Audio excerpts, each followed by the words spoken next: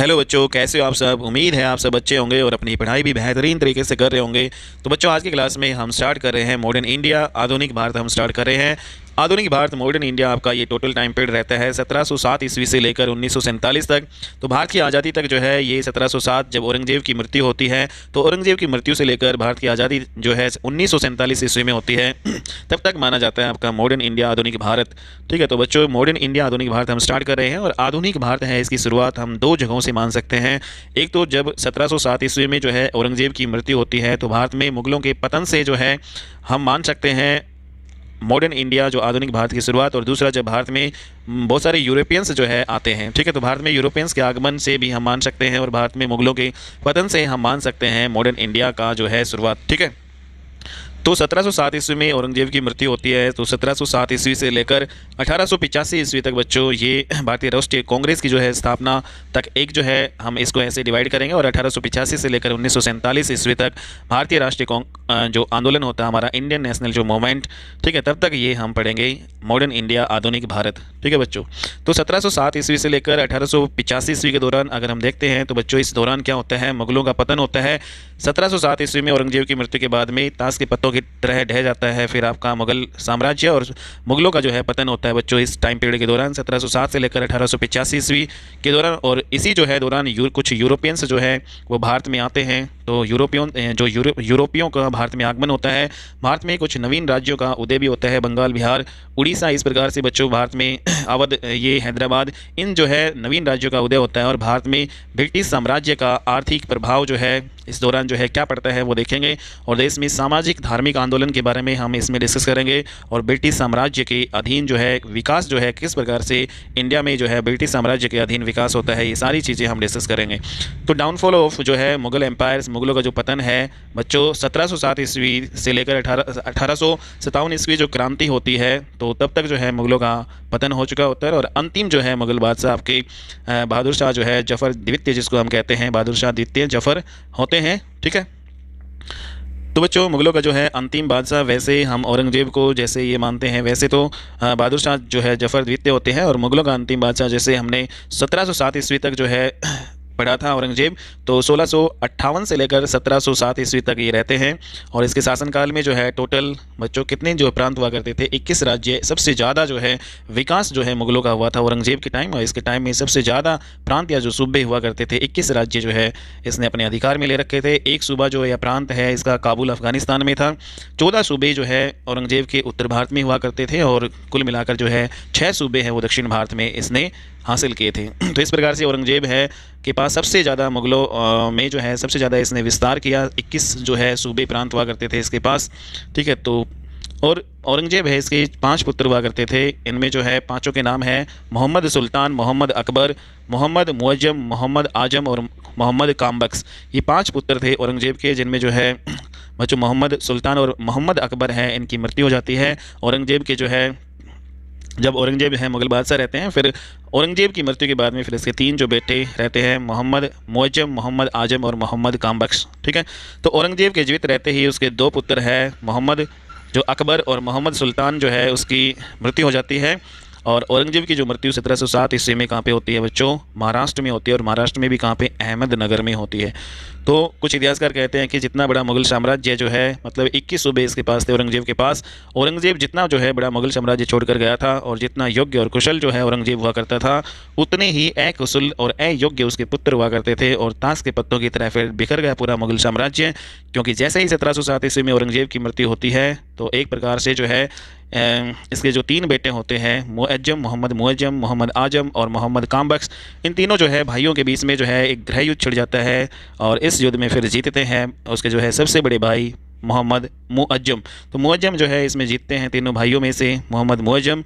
तो 1707 ईस्वी में औरंगजेब की मृत्यु के बाद में फिर बच्चों जजाओं का जो है युद्ध लड़ा जाता है, किसके बीच में, मोहम्मद मुअज्जम और आजम जो है दोनों भाइयों के बीच में जजाओं का युद्ध लड़ा जाता है। ठीक है, और इस युद्ध में जो है बड़े भाई जीतते हैं मोहम्मद मुअज्जम, और ये आजम की हत्या कर भारत का अगला मुगल बादशाह बनता है। और बहादुर शाह के नाम से, ये बहादुर शाह प्रथम के नाम से जो है ये जाने जाते हैं। तो मोहम्मद मुअज्जम जो जो बड़ा बेटा था, बड़ा भाई था, ये इनका बड़ा बेटा था औरंगजेब का, मोहम्मद मुअज्जम, अगला जो है मुगल बादशाह बनता है किसके नाम से? बहादुर शाह प्रथम के नाम से, और इसी को ही शाह आलम भी कहा जाता है। तो इंपॉर्टेंट है बच्चों, तो शाह आलम है वो किसे कहा जाता है? बहादुर शाह प्रथम को शाह आलम कहा जाता है। तो ये मुगल बादशाह बनते हैं बहादुर शाह प्रथम के नाम से। और 1709 ईस्वी में मुअज्जम ने अपने जो दूसरा भाई कामबख्श है उसकी भी हत्या करवा दी जाती है। तो 1709 में हत्या करवा देते हैं अपने भाई कामबख्श की, और इस प्रकार बहादुर शाह जो है प्रथम के नाम से अगला मुगल बादशाह बनता है, ठीक है, मोहम्मद मुअज्जम। तो बच्चों औरंगजेब के बाद में फिर अगले जो है बादशाह जो आपके रहते हैं बहादुर शाह प्रथम, शाह आलम जो है प्रथम इसको कह सकते हैं, शाह आलम के नाम से भी जो ये फेमस था। तो बहादुर शाह प्रथम जिसको मोहम्मद मुअज्जम भी कहते हैं, ठीक है, तो ये मुअज्जम था आपका। तो मोहम्मद मुअज्जम जो है इसी को ही कहा जाता है बहादुर शाह प्रथम या शाह आलम प्रथम। 1707 ईस्वी में औरंगजेब की मृत्यु से लेकर अगले 5 साल तक जो है 1712 ईस्वी तक ये बादशाह रहते हैं। और बच्चों 63 वर्ष की आयु में ये सबसे बड़ी उम्र में बादशाह बना था, इसलिए जो है इसको जो है बहादुर शाह प्रथम है उसको क्या कहा जाता है? बूढ़ा बादशाह भी कहा जाता है। तो बूढ़ा बादशाह जो है किसे कहा जाता है? बहादुर शाह प्रथम या शाह आलम प्रथम को, या फिर हम कह सकते हैं मोहम्मद मुअज्जम, ठीक है। तो इसे शाह बेखबर कहते हैं। तो शाह बेखबर इसको कहा जाता था। और सबसे कम उम्र में मुगल बादशाह जो है जो बने आपके वो कौन थे? तो सबसे कम उम्र में बने थे अकबर, 13 वर्ष की आयु में ही बन गए थे। और सबसे जो है बड़ी उम्र में जो बने थे 63 वर्ष की उम्र में बने थे बहादुर शाह प्रथम, शाह आलम प्रथम, इसलिए इनको बूढ़ा बादशाह भी कहा जाता है, ठीक है। तो बच्चों जो बहादुर शाह प्रथम है इसने जो गुरु गोविंद के साथ संधि कर मेल मिलाप की जो है नीति अपनाई थी। तो मेल मिलाप की नीति जो है किसने अपनाई थी? बहादुर शाह जो है प्रथम ने। और गुरु गोविंद जो है 10वें गुरु होते थे, सिखों के 10वें गुरु। लेकिन ये जो मेल मिलाप की जो नीति है वो ज़्यादा दिन तक चल नहीं पाई थी, क्योंकि 1708 ईस्वी में जो गुरु गोविंद सिंह जी की मृत्यु हो जाती है। और मृत्यु कहाँ पे होती है? गुरु गोविंद जो सिखों के 10वें गुरु होते हैं, महाराष्ट्र के नांदेड़ नामक स्थान पर जो है मृत्यु होती है गुरु गोविंद सिंह की, ठीक है। तो गुरु गोविंद की सेना जो है का फिर सेना नायक जो है कौन होता था? बंदा बहादुर। तो गुरु गोविंद का ये सेवक भी हुआ करता था। और फिर अब इसने सिखों ने जो है बंदा बहादुर के नेतृत्व में फिर से मुगलों के साथ जो है संघर्ष शुरू कर दिया। पहले जो है बहादुर शाह जो है प्रथम ने मेल मिलाप की नीति अपनाई थी सिखों के साथ, लेकिन बंदा बहादुर ने फिर संघर्ष शुरू किया मुगलों के साथ। और गुरु गोविंद का जो है अगर हम जन्म की बात करें तो जन्म जो है इनका पटना बिहार में होती है। तो पटना बिहार में जन्म होता है और महाराष्ट्र के नांदेड़ नामक जो है स्थान पर इनकी मृत्यु होती है। तो इम्पोर्टेंट है। तो मेल मिलाप की जो नीति अपनाई थी जो है बहादुर शाह प्रथम ने, तो मुगलों के जिनके साथ संबंध खराब थे उन शासकों के साथ बहादुर शाह जो है प्रथम ने मेल मिलाप की नीति अपनाई, क्योंकि औरंगजेब के समय में उन्होंने जो है अपनी जो धार्मिक कट्टरता के कारण वो लगभग जो है भारत के जितने भी बहुत सारे शासक थे सभी शासकों के साथ वो दुश्मनी मोल ले चुका था। इसलिए जो है बहादुर शाह प्रथम ने मेल मिलाप की नीति अपनाई। और बहादुर शाह प्रथम है इसने बुंदेल जो है सरदार छत्रसाल के साथ मेल मिलाप की नीति अपनाई, ठीक है। सिखों के साथ भी अपनाई। गुरु गोविंद सिंह जो है सिखों के 10वें गुरु के थे। और इसके बाद बच्चों बुंदेला सरदार है छत्रसाल के साथ भी मेल मिलाप की नीति अपनाई। और बहादुर शाह प्रथम ने भरतपुर के जो है जाट शासक हुआ करते थे चूड़ामन जाट, तो इसके साथ भी मेल मिलाप की नीति अपनाई थी। तो इंपॉर्टेंट है बच्चों, चूड़ामन जाट है ये बहादुर शाह प्रथम का मित्र भी हुआ करता था और इसने सिखों के खिलाफ मुगलों के अभियान में जो है मदद की थी, ठीक है। तो सिखों ने जब मुगलों के साथ जब अभियान किया तो उसमें मदद की थी चूड़ामन जाट ने। तो इस प्रकार से मेल मिलाप की नीति इन्होंने इनके साथ भी अपनाई। और वास्तविक तौर पर मराठा साम्राज्य का जो उत्कर्ष है अंग्रेजों के औरंगजेब के समय से ही माना जाता है, ठीक है। क्योंकि औरंगजेब है उन्होंने लगभग जो बच्चों 49 साल जो है 7 महीने तक जो है कुल मिलाकर शासन किया था, सबसे जो है लंबे टाइम पीरियड तक। और इन्होंने ही जो है मुगल साम्राज्य का सबसे अधिक जो है विस्तार किया। 1689 ईस्वी में बच्चों औरंगजेब का विद्रोही पुत्र होता है। तो इंपॉर्टेंट पॉइंट यहाँ पे हम क्या देखेंगे कि 1689 ईस्वी की बात है जब औरंगजेब का विद्रोही पुत्र अकबर, ये दक्षिण भारत में मराठा शासक जो होते थे संभाजी की शरण में था। तो संभाजी की शरण में था, मराठा शासक हुआ करता था दक्षिण भारत में। तो इनकी शरण में औरंगजेब का जो पुत्र जो है औरंगजेब का विद्रोही जो पुत्र था ये अकबर इसकी शरण में था, संभाजी की शरण में। और इसलिए 1689 ईस्वी में औरंगजेब ने शिवाजी के जो है पुत्र पर अटैक किया और इसकी हत्या कर दी, ठीक है। तो शिवाजी के पुत्र पर अटैक कर उसकी हत्या कर दी और उसने संभाजी की जो पत्नी यशुबाई और उसके पुत्र शाहू को गिरफ्तार कर लिया था, ठीक है। तो संभाजी की पत्नी हुआ करती थी यशुबाई और उसका जो पुत्र हुआ करता था संभाजी का पुत्र शाहू, इन दोनों को गिरफ्तार कर लिया और मुगल साम्राज्य में ये ले आया था इनको। तो 1689 से लेकर औरंगजेब के मरने तक शाहू मुगलों की कैद में रहा था, ठीक है। तो इम्पोर्टेंट है 1689 से लेकर जब औरंगजेब की मृत्यु हुई 1707 ईस्वी तक, ठीक है, तब तक जो है शाहू रहा मुगलों की कैद में। उसके बाद में बच्चों दक्षिण भारत से जो है फिर लगातार मुगलों ने संघर्ष किए ये जो मराठों ने संघर्ष किए मुग़लों के ख़िलाफ़, और जैसे ही औरंगज़ेब की फिर मृत्यु हुई तो मराठों ने प्रेशर बनाना शुरू किया और मुग़लों पर कि आप हमारे जो है भावी जो शहजादे हैं हमारे साहू जी महाराज, उनको आप जो है रिहा कर दीजिए। तो इस प्रकार जो है बहादुर शाह जो है प्रथम, जो औरंगज़ेब की मृत्यु के बाद में अगले जो बादशाह बनते हैं बहादुर शाह प्रथम के द्वारा 1707 ईस्वी में फिर साहू जो है को मुक्त कर दिया जाता है और साहू दक्षिण भारत फिर चले जाते हैं। और दक्षिण भारत जो है जाने के बाद 1707 ईस्वी में यहाँ पे साहू जो है जी महाराज जो मराठा शासक होते हैं खेड़ा का युद्ध लड़ते हैं, और खेड़ा का युद्ध होता है साहू और ताराबाई के बीच में। तो इंपॉर्टेंट है बच्चों, साहू और ताराबाई के बीच में खेड़ा का युद्ध होता है 1707 ईस्वी में। तो जब साहू को गिरफ्तार कर लिया गया था तो उस टाइम मराठा साम्राज्य की बागडोर संभाजी के छोटे भाई हुआ करते थे राजा राम। तो संभाजी के छोटे भाई हुआ करते थे, संभाजी की तो हत्या कर दी थी औरंगजेब ने, लेकिन संभाजी के छोटे भाई होते थे राजा राम, इसने जो है बागडोर संभाली मराठा साम्राज्य की। लेकिन कुछ समय के बाद जो है राजा राम की भी मृत्यु हो जाती है, मुगलों के द्वारा हत्या करवा दी जाती है।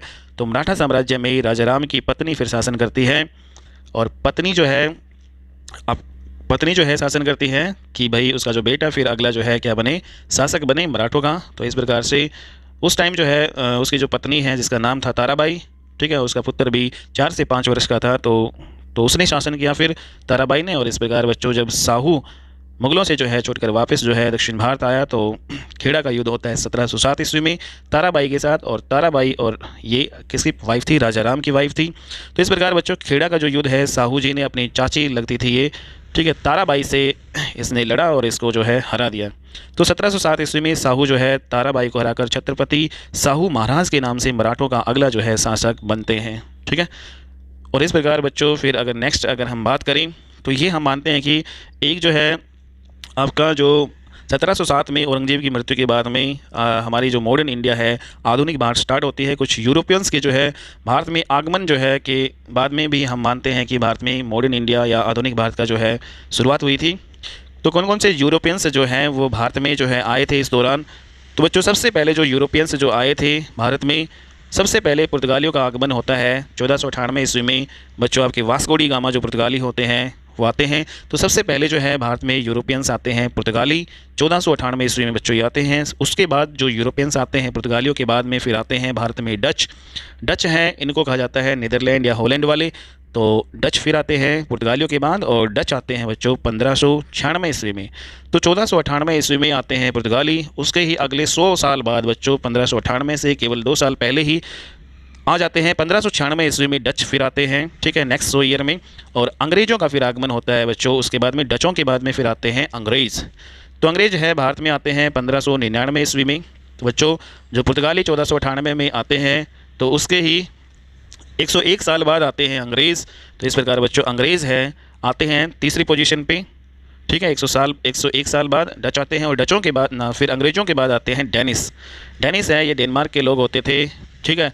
तो 1616 जो है 1616 ईस्वी में आते हैं डेनमार्क, और डेनमार्क जो है के बाद में फिर भारत में आगमन होता है फ्रांसीसियों का।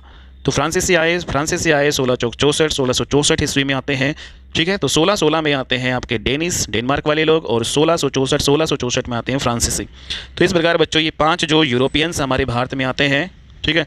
तो किस प्रकार आते हैं, पुर्तगाली आते हैं 1498 ईस्वी में, डच आते हैं 1596 ईस्वी में, अंग्रेज़ आते हैं 1599 ईस्वी में, और डेनिस आते हैं 1616 ईस्वी में, और फ्रांसीसी आते हैं 1664 ईस्वी में, ठीक है बच्चों। तो इस प्रकार से ये क्रम हमें याद में रखना है। पुर्तगाली सबसे पहले आते हैं और यूरोपियंस में, और सबसे लास्ट में आते हैं फ्रांसीसी, ठीक है। यूरोपियंस की अगर हम बात करें बच्चों तो ये सारे यूरोपियंस हैं, यूरोप वाले हैं, ठीक है। तो इस प्रकार भारत में आते हैं।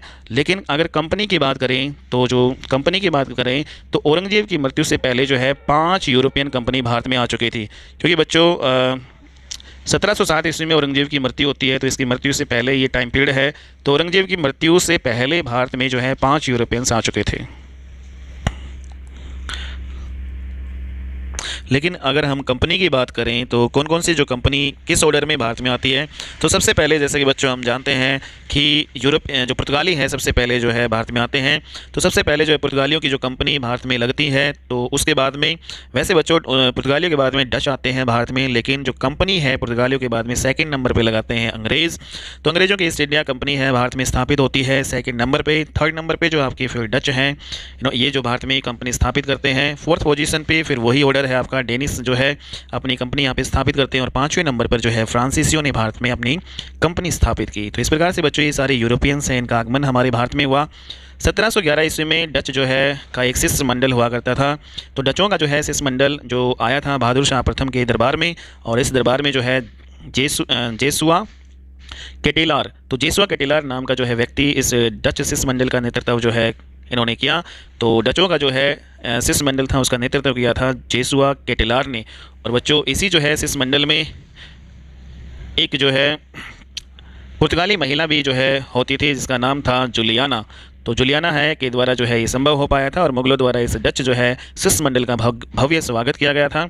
और इसमें एक पुर्तगाली महिला जुलियाना जो है के द्वारा ये संभव हुआ था, और इसलिए मुगल जो है बादशाह बहादुर शाह प्रथम द्वारा इस जुलियाना को फिदवा या फिर बीबी की उपाधि भी दी जाती है। तो फिदवा बीबी की उपाधि जो है जुलियाना को दी जाती है किसके द्वारा, किस मुगल बादशाह के द्वारा, तो ये आपका आएगा बहादुर शाह प्रथम। ठीक है। 1712 ईस्वी में बंदा बहादुर के खिलाफ पंजाब में एक मिशन के दौरान फिर बहादुर शाह प्रथम की मृत्यु हो जाती है। तो बहादुर शाह प्रथम की मृत्यु होती है 1712 ईस्वी में। बंदा बहादुर के खिलाफ जब ये जो है अपने एक मिशन पे जाते हैं पंजाब में, तो इस दौरान इनकी मृत्यु होती है। और बहादुर शाह जो है कि मृत्यु के बाद में भारत का अगला मुगल बादशाह बनते हैं जहांदर शाह। तो इंपॉर्टेंट है बच्चों, बहादुर शाह के बाद में बनते हैं जहांदर शाह, और ये जो है केवल 1 साल तक ही जो है जहांदर शाह अगले मुगल बादशाह रहते हैं। 1712 से लेकर 1713 ईस्वी के दौरान ये मुगल बादशाह रहते हैं। तो जहांदर शाह जो है इसके बारे में हम इंपॉर्टेंट पॉइंट डिस्कस कर लेते हैं बच्चों। इसने मुगल साम्राज्य का प्रथम अयोग्य शासक जो है इसको माना जाता है, और इतिहास में इसको लंपट मूर्ख के नाम से जाना जाता है। तो किस मुगल बादशाह को जो है लंपट मूर्ख जो है कहा जाता है, या प्रथम अयोग्य शासक जिसको कहा जाता है, तो जहांदर शाह है। तो इंपॉर्टेंट है क्वेश्चन बच्चों, काफ़ी बार जो है एग्जाम में पूछा गया है। तो किस मुगल बादशाह को लंपट मूर्ख कहा जाता है, जहांदर शाह को। और जहांदर शाह जो है की मदद की थी जुल्फ़िकार खान ने। ठीक है। तो इसकी बादशाह बनने में किसने मदद की थी, जहांदर शाह की जुल्फ़िकार खान ने। तो जुल्फ़िकार खान के द्वारा इसकी मदद की गई, और जब बहादुर शाह प्रथम की मृत्यु के बाद इसका जो है सिंहासन पर बैठने में इसने मदद की थी। ठीक है। तो इंपॉर्टेंट है, और जहांदर शाह है इन्होंने जो अपने ही भाइयों से लड़ाई करके जो है फिर सिंहासन जो है हासिल किया, और इसमें मदद की इसकी जुल्फ़िकार खान ने। तो जुल्फ़िकार खान एक ईरानी गुट का अमीर हुआ करता था। तो ईरान से था, ईरानी गुट का एक अमीर हुआ करता था। और ये जो जुल्फ़िकार खान है, असद खान कौन था, ये औरंगजेब का वजीर हुआ करता था। तो असद खान है उसका पुत्र था। तो जुल्फ़िकार कौन था, जुल्फ़िकार खान था असद खान का पुत्र। असद खान कौन था, ये औरंगजेब का वजीर हुआ करता था।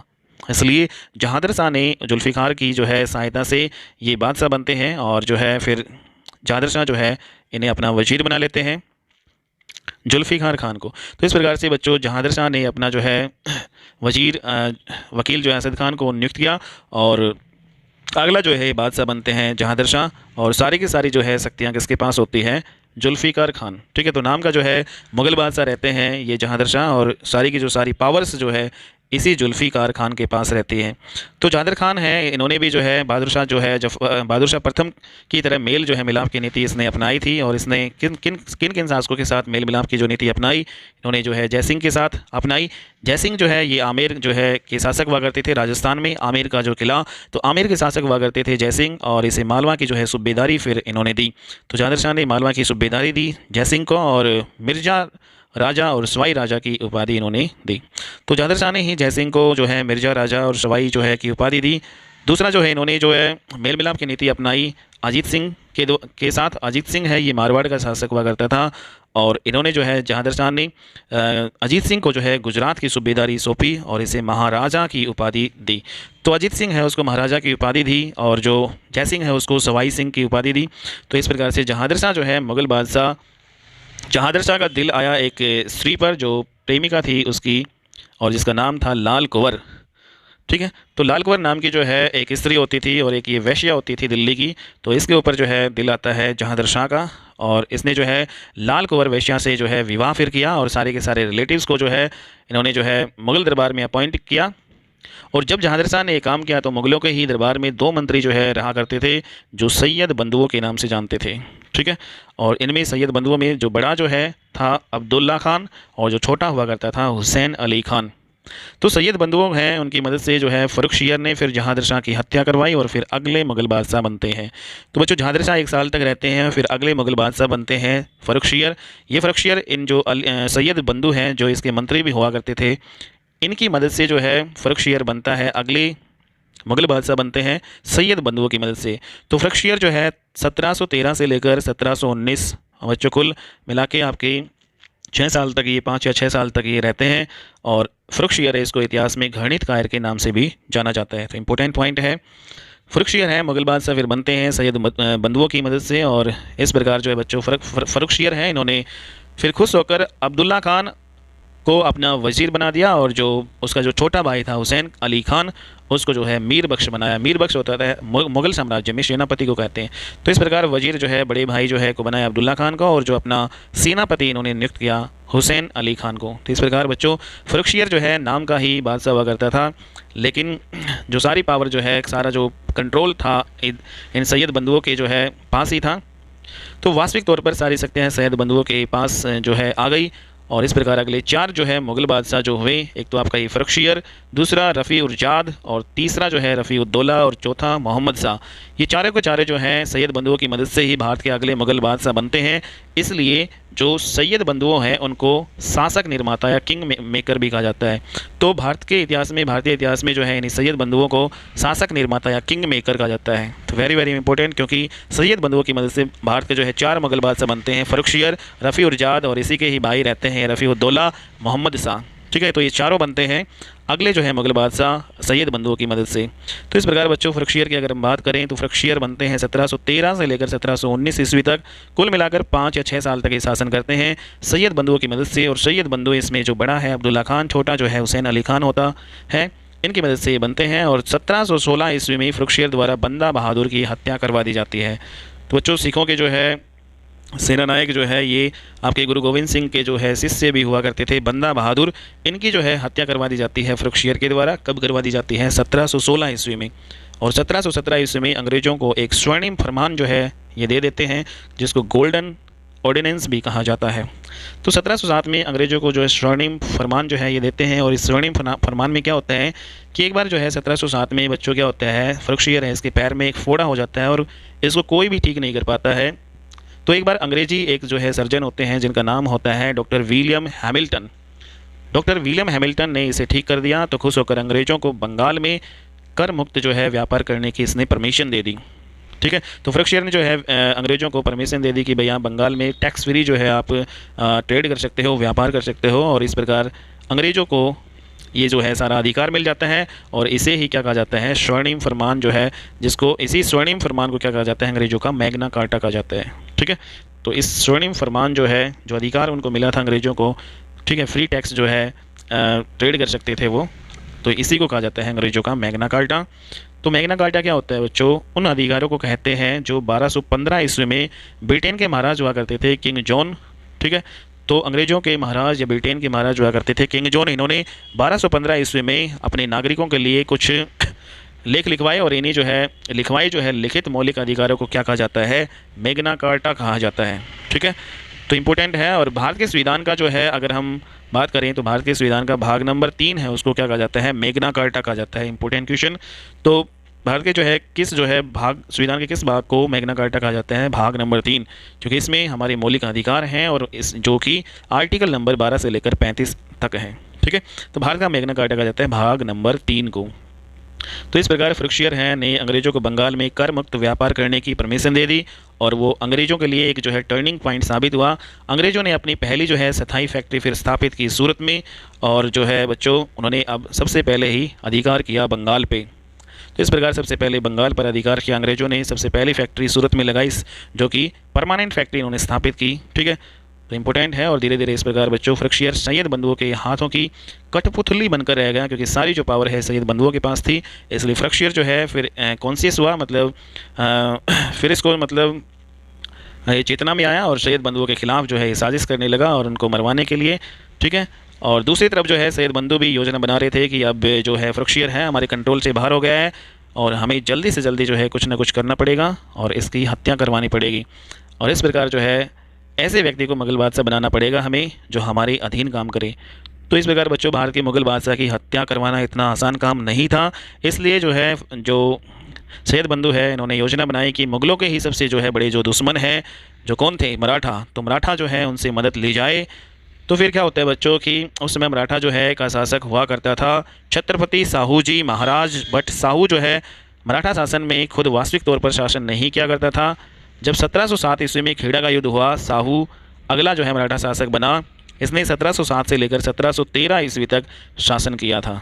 लेकिन 1713 ईस्वी में साहू ने जो है क्या किया, पेशवा सिस्टम लागू कर दिया। तो इंपॉर्टेंट काम है बच्चों, पेशवा सिस्टम जो है साहू ने 1713 ईस्वी में शुरू किया और उन्होंने ये डिसाइड किया कि मराठा शासन जो है वास्तविक तौर पर मराठा शासक द्वारा नहीं, बल्कि मराठा जो है प्रधानमंत्री या जिसको हम पेशवा कहेंगे, पेशवा के द्वारा अब चलाया जाएगा।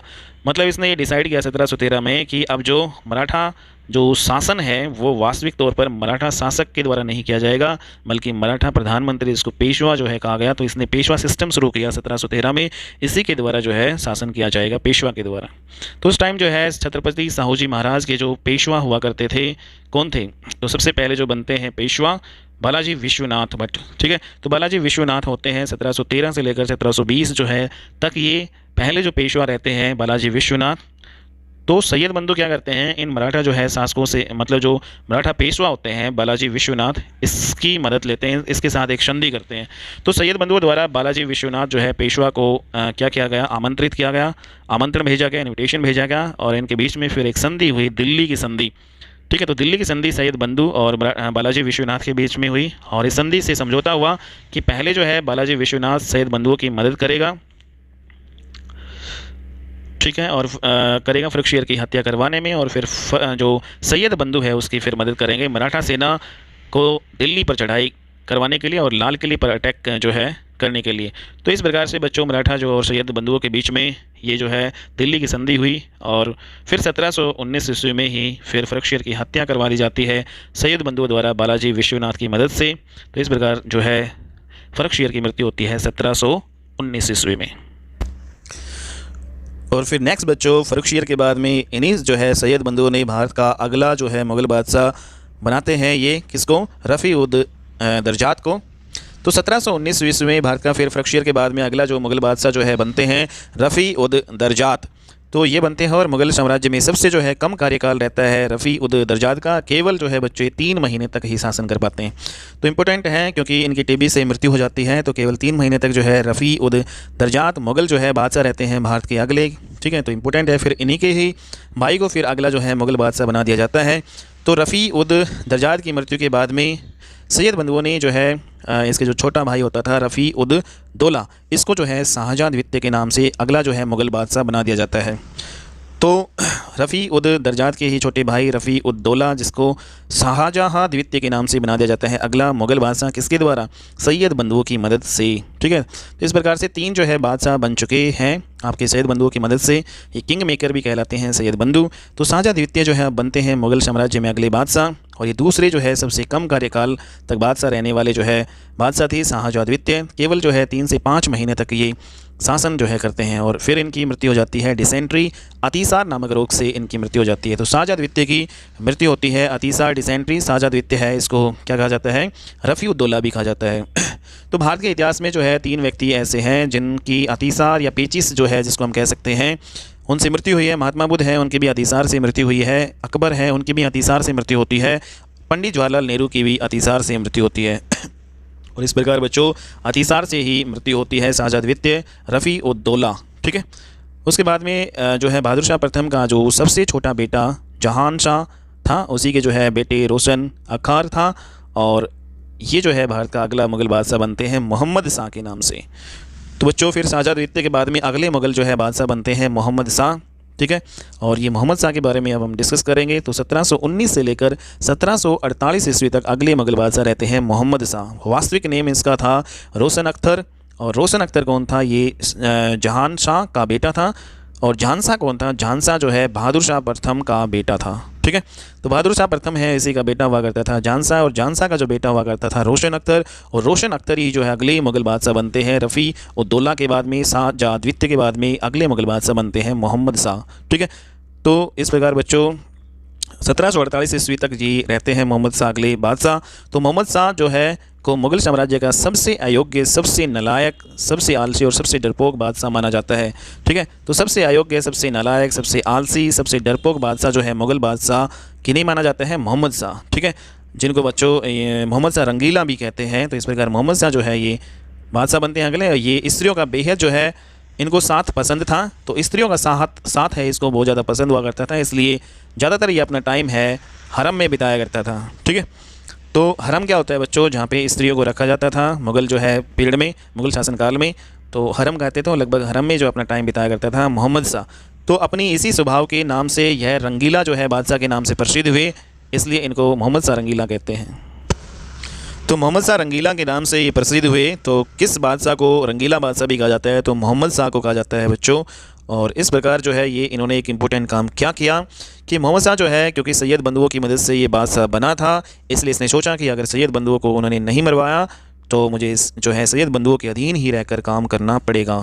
तो इस प्रकार फाइनली बच्चों 1720 ईस्वी में क्या होता है कि मोहम्मद शाह जो है रंगीला, ये निज़ाम उल मुल्क जो है, जिसको चिनक्लिस खान भी कहते हैं, तो निज़ाम उल मुल्क चिनक्लिस खान की मदद से ये सैयद बंधुओं की क्या करवा देता है, हत्या करवाने में सफल होता है। 1720 ईस्वी में सैयद बंधुओं की हत्या करवा देता है मोहम्मद शाह रंगीला। और किसकी मदद से, चिनक्लिस खान की मदद से, जिसको निज़ाम उल मुल्क भी कहा जाता है।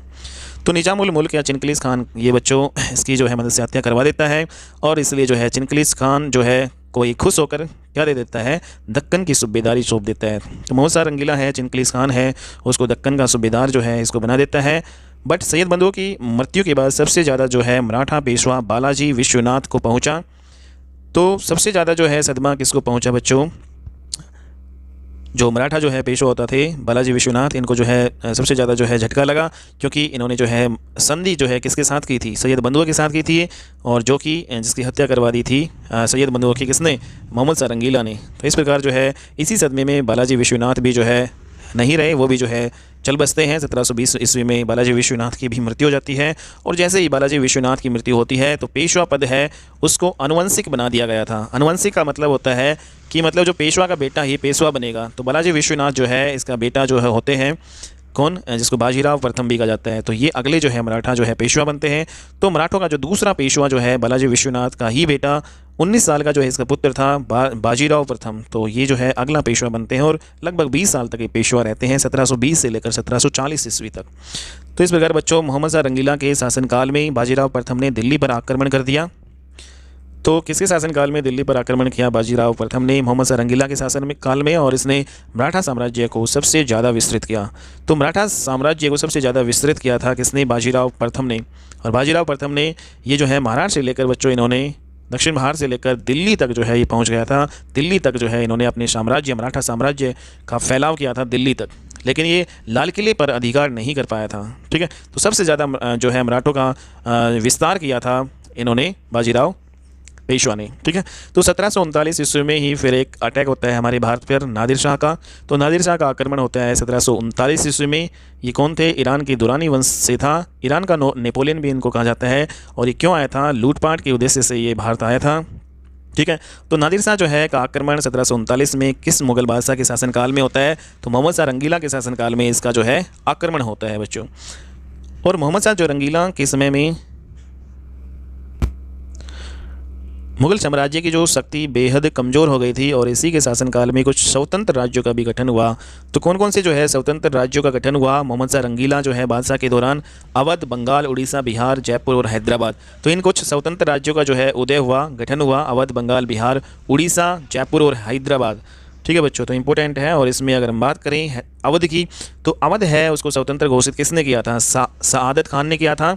और ये मुगलों का सूबेदार हुआ करता था एक टाइम पे। तो इन्होंने जो है अवध को स्वतंत्र घोषित किया और ये अवध का प्रथम नवाब बन गया था। तो अवध का पहला नवाब कौन था, सआदत खान था। ये मुगलों का सूबेदार हुआ करता था, लेकिन इसने फिर बाद में अवध को जो है मुगलों के अधीन ना रहकर खुद को जो है इन्होंने अवध को स्वतंत्र घोषित किया। तो इस प्रकार स्वतंत्र राज्य कुछ उभर कर आए। ठीक है, और इसी तरह जो है बंगाल में भी जो है मुर्शीद जो कुली खान है उन्होंने खुद को स्वतंत्र घोषित कर दिया। तो बंगाल में किसने किया, मुर्शीद कुली खान ने। और हैदराबाद है उसको स्वतंत्र घोषित किया। हैदराबाद का निजाम हुआ करता था निजाम उल मुल्क, जिसको चिनक्लिस खान भी कहते हैं। ठीक है, तो इसी चिनक्लिस खान निजाम उल मुल्क की मदद से जो है मोहम्मद शाह रंगीला ने सैयद बंधुओं की हत्या करवाई थी। तो ये हैदराबाद को स्वतंत्र घोषित कर देते हैं चिनक्लिस खान। तो बच्चों नादिर शाह जो है, जैसा कि हमने पढ़ा कि 1739 ईस्वी में नादिर शाह का जो है अटैक होता है, आक्रमण होता है हमारे भारत पर। और 1739 ईस्वी में ही करनाल का युद्ध होता है किसके बीच में, नादिर शाह और मुगलों की जो है सेना के बीच में। और मुग़लों की सेना का जो नेतृत्व किया मोहम्मद शाह रंगीला ने, ठीक है। और इस प्रकार नादिर शाह जो है करनाल से ही लूटपाट करके वापस जा रहा था, लेकिन अवध के जो नवाब थे शहादत खान, उन्होंने नादिर शाह को एक संदेश भिजवाया और कहा कि आप दिल्ली पर आक्रमण कीजिए, ठीक है। तो मुग़लों ने नादिर शाह को जो है, हालांकि बच्चों मुग़लों ने नादिर शाह जो है अटैक करने आया 5 लाख रुपए जो है उसको देकर भिजवा दिया था, लेकिन जब वो लौटने के लिए जो तैयार हो रहा था 5 लाख रुपए लेकर, तो शहादत खान है ये जो है संदेश पहुंचा देता है नादिर शाह के पास। तो शहादत खान ने नादिर शाह को दिल्ली पर अटैक करने के लिए आमंत्रित किया।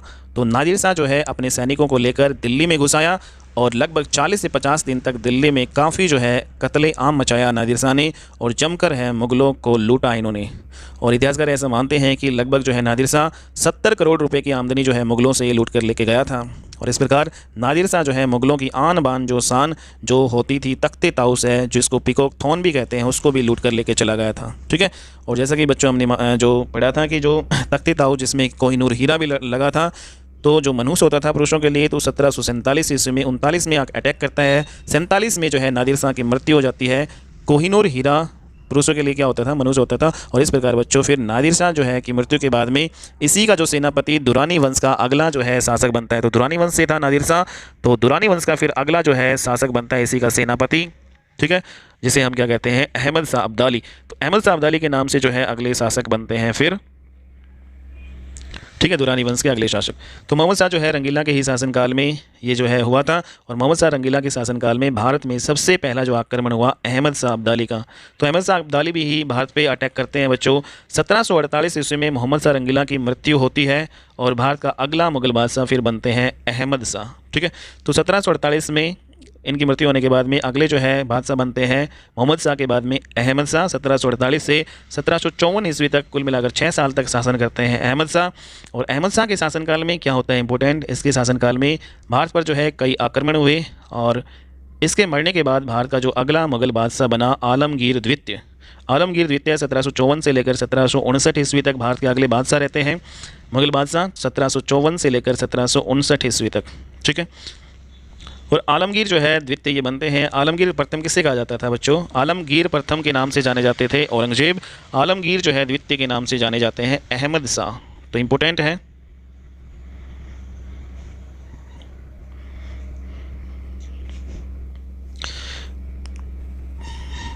तो बच्चों अब हम पढ़ेंगे अहमद शाह के बाद में आलमगीर द्वितीय आपके अगले मुगल बादशाह बनते हैं। और आलमगीर हैं ये आपके रहते हैं 1754 से लेकर 1759 ईस्वी तक। और इसी के शासनकाल में प्लासी का जो है युद्ध होता है, ठीक है। तो किस मुगल जो है बादशाह के शासनकाल में प्लासी का युद्ध होता है, तो आलमगीर द्वितीय के शासनकाल में। और बच्चों प्लासी का युद्ध किसके बीच में लड़ा जाता है, रॉबर्ट क्लाइव और सिराजुद्दौला के बीच में लड़ा जाता है, ठीक है। तो बंगाल के नवाब रहते हैं सिराजुद्दौला और रॉबर्ट क्लाइव अंग्रेज़ों के जो है ये होते हैं और इनके बीच में प्लासी का युद्ध लड़ा जाता है। तो रॉबर्ट क्लाइव है ये बंगाल का जो है प्रथम जो गवर्नर हुआ करता था और बंगाल के नवाब कौन थे, सिराजुद्दौला। इन दोनों के बीच में जो है आपका ये होता है, ठीक है। तो इस प्रकार बच्चों प्लासी का युद्ध होता है।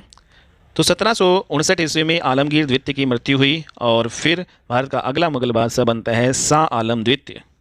तो शाह आलम द्वितीय बनते हैं भारत के अगले मुगल बादशाह। तो ये रहते हैं 1759 से लेकर 1806 ईस्वी तक, ठीक है। और इसी के शासनकाल में बच्चों 1761 ईस्वी में पानीपत की तृतीय लड़ाई लड़ी जाती है। तो किस मुगल बादशाह के शासनकाल में पानीपत का तृतीय युद्ध लड़ा जाता है, तो 1761 में लड़ा जाता है शाह आलम द्वितीय। इंपॉर्टेंट क्वेश्चन बनेगा, ठीक है। और पानीपत का तृतीय जो है लड़ाई बच्चों ये मराठा और अहमद शाह अब्दाली के बीच में होता है। अहमद शाह अब्दाली ये आपका नादिर शाह जो है उसका सेना नायक था, सेनापति, ठीक है। तो 1761 में होता है हमारा अहमद शाह अब्दाली और मराठों के बीच में पानीपत की तृतीय लड़ाई। किसके शासनकाल में, शाह आलम द्वितीय के शासनकाल में। तो अहमद शाह अब्दाली ने मराठों को बुरी तरीके से इस युद्ध में पराजित किया, पानीपत के तृतीय युद्ध में, ठीक है। और इसी के शासनकाल में बक्सर का युद्ध भी लड़ा जाता है। तो बच्चों पानीपत की तृतीय लड़ाई और बक्सर का जो युद्ध 1764 ईस्वी में होता है। पानीपत के तृतीय युद्ध के 3 साल बाद ही बक्सर का युद्ध होता है 1764 ईस्वी में। शाह आलम द्वितीय के जो है जो आपके मुगल बादशाह शाह आलम द्वितीय और बंगाल का जो है मीर कासिम, अवध का जो है नवाब सुजाउद्दौला और इनके बीच में। और बच्चों अंग्रेज़ों के जो है सेना का नेतृत्व किसने किया, हेक्टर मुनरो। तो हेक्टर मुनरो और इन सभी के बीच में होता है बक्सर का युद्ध 1764 ईस्वी में। और किसके शासनकाल में लड़ा जाता है, ये शाह आलम द्वितीय के शासनकाल में। और इसमें फिर विजय होती है, बक्सर के युद्ध को जीतते हैं अंग्रेज़। बक्सर का युद्ध होने के बाद ही इलाहाबाद की संधि हुई जिसके तहत पूरे के पूरे बंगाल, उड़ीसा और बिहार पर अंग्रेज़ों ने फिर अधिकार कर लिया। ठीक है, तो बक्सर के युद्ध के बाद बच्चों अंग्रेज़ों ने किस किस पे अधिकार किया? बंगाल, उड़ीसा और बिहार पर अधिकार किया अंग्रेज़ों ने। ये इलाहाबाद की संधि यहाँ पे हुई थी। 1803 ईस्वी में अंग्रेज़ों ने फिर बच्चों दिल्ली पर भी अधिकार कर लिया। तो दिल्ली पर कब अधिकार किया? 1803 ईस्वी में। और मुग़लों को अपना पेंशनकारी इन्होंने बना दिया। तो अंग्रेज़ों ने मुग़लों को अपना पेंशनकारी बनाया और यह औपचारिक घोषणा की कि भारत का मुग़ल बादशाह एक पावर नहीं, केवल एक पद रहेगा। ठीक है, तो इस प्रकार 1803 ईस्वी में दिल्ली पर भी अधिकार कर लिया और मुग़लों को ये इन्होंने कहा कि हम पेंशन देंगे और उनका जो है अधिकार क्षेत्र केवल और केवल दिल्ली के लाल किले तक सीमित रहेगा। और अंग्रेज़ों का पेंशनर बनने वाला पहला मुग़ल बादशाह की अगर हम बात करें तो पहला जो है मुग़ल बादशाह जो अंग्रेज़ों का पेंशनर बना था, पेंशन दिया था, शाह आलम द्वितीय। Very very important question. और अंग्रेज़ों द्वारा ये भी घोषणा करवा दी गई कि अब भारत के मुग़ल बादशाह की नियुक्ति अंग्रेज़ों द्वारा ही की जाएगी। मतलब अब शाह आलम द्वितीय के बाद में जितने भी मुग़ल बादशाह रहेंगे वो सारे जो है अंग्रेज़ों के द्वारा ही नियुक्त किए जाएंगे। और 1806 ईस्वी में शाह आलम द्वितीय की मृत्यु होती है और उनकी मृत्यु के बाद में अंग्रेज़ों द्वारा नियुक्त किया गया भारत का जो अगला बादशाह बनते हैं अकबर द्वितीय। ठीक है, तो अकबर द्वितीय अगले जो है बादशाह बनते हैं जो अंग्रेज़ों के द्वारा जो है नियुक्त किए जाते हैं। और ये 1806 से लेकर 1837 ईस्वी तक रहते हैं। अकबर द्वितीय अंग्रेज़ों के संरक्षण में इन्होंने काम किया। अंग्रेज़ों के संरक्षण में बनने वाला भारत का पहला मुग़ल बादशाह की अगर हम बात करें तो कौन था? तो पहला पेंशनर बनने वाला शाह आलम द्वितीय था। और पहला जो है अंग्रेज़ों के संरक्षण में पहला मुग़ल बादशाह बनने वाला कौन था? अकबर द्वितीय। तो अकबर द्वितीय जो है अंग्रेज़ों के संरक्षण में बना, अंग्रेज़ों ने बनाया था इसको मुग़ल बादशाह भारत का अकबर द्वितीय को। और पहला पेंशनर कौन बना? शाह आलम द्वितीय। इस प्रकार बच्चों 1830 ईस्वी में जो अकबर द्वितीय ने जो है राजा राम मोहन राय को राजा की उपाधि दी। तो किसने राजा राम मोहन राय को राजा की उपाधि दी थी? तो अकबर द्वितीय ने दी थी, मुग़ल बादशाह अकबर द्वितीय ने 1830 ईस्वी में। और इसकी जो है अकबर द्वितीय की मृत्यु के बाद में फिर अगले मुग़ल बादशाह बनते हैं बहादुर शाह द्वितीय, जिसको जफ़र भी कहते हैं। तो बहादुर शाह जफ़र या बहादुर शाह द्वितीय। तो बच्चों बहादुर शाह द्वितीय या बहादुर शाह जो जफ़र हैं 1837 से लेकर 1857 की जो है क्रांति तक ये आपके अंतिम मुग़ल बादशाह रहते हैं। तो मुग़ल जो है अंतिम जो है मुग़ल बादशाह कौन थे? बहादुर शाह द्वितीय या बहादुर शाह जफ़र हम कहेंगे। एक उर्दू शायर हुआ करता था और अपने इसके जो पेन नेम क्या था, इसकी जो कलम का नाम था जफ़र। जफ़र नाम से ये शायरी किया करता था। ठीक है, उर्दू शायर था बहादुर शाह जफ़र, बहादुर शाह द्वितीय। तो 1857 की जब क्रांति हुई तो 1857 की क्रांति का विद्रोह हुआ तो उसमें जो है ये नेता बने। तो 1857 की क्रांति का नेतृत्व किसने किया था? खुद जो है मुग़ल बादशाह बहादुर शाह जो है द्वितीय बहादुर शाह जफ़र ने किया। इसलिए फिर अंग्रेज़ों के द्वारा जो है इस बहादुर शाह द्वितीय को अरेस्ट कर लिया गया और इसको भेज दिया गया वर्मा के रंगून नामक जो है स्थान पर। तो रंगून नामक स्थान पर जो है इसको भेज दिया गया और ये भारत के अंतिम मुग़ल बादशाह जो है कहलाए। और अब ये घोषणा जो है अंग्रेज़ों ने कर दी कि भारत में अब ईस्ट इंडिया कंपनी का प्रशासन नहीं बल्कि ब्रिटिश क्राउन जो है, ब्रिटेन की महारानी का जो है प्रशासन चलेगा। तो 1857 ईस्वी तक बच्चों अब आपका जो है स्टार्ट हो गया ब्रिटेन की महारानी का प्रशासन। और 1857 के जो है आते आते मुग़ल साम्राज्य है पूरी तरह से जो है इसका पतन हो गया, कंप्लीट डिस्ट्रॉय हो गया। तो इस प्रकार बच्चों 1707 ईस्वी में औरंगजेब की मृत्यु तक, 1707 से औरंगजेब की मृत्यु से लेकर 1857 ईस्वी तक आपका मुग़ल बादशाह है ताश के पत्तों की तरह ढह जाता है। और इस प्रकार बच्चों मुग़ल जो है साम्राज्य है 1857 आते आते पूरी तरह से जो है नष्ट हो जाता है, पतन हो जाता है। ठीक है, तो ये बच्चों हमारा टॉपिक था। और अब अगला हम पढ़ेंगे भारत में यूरोपियों का आगमन। ठीक है, वो पढ़ेंगे। ये हमारी अब हमने स्टार्ट कर ली है मॉडर्न जो है हिस्ट्री। ठीक है बच्चों, तो आज की क्लास बच्चों आपको कैसे लगी? अगर आपको ये क्लास अच्छी लगी तो आप इस जो है वीडियो को लाइक कीजिएगा, शेयर कीजिएगा और ज़्यादा से ज़्यादा जो बच्चों शेयर कीजिएगा चैनल को। ठीक है, सब्सक्राइब करना बच्चों। ठीक है, तो आज की क्लास में इतना ही। नेक्स्ट क्लास में मिलते हैं और अच्छी वीडियो के साथ। तब तक के लिए बाय, टेक केयर बच्चों।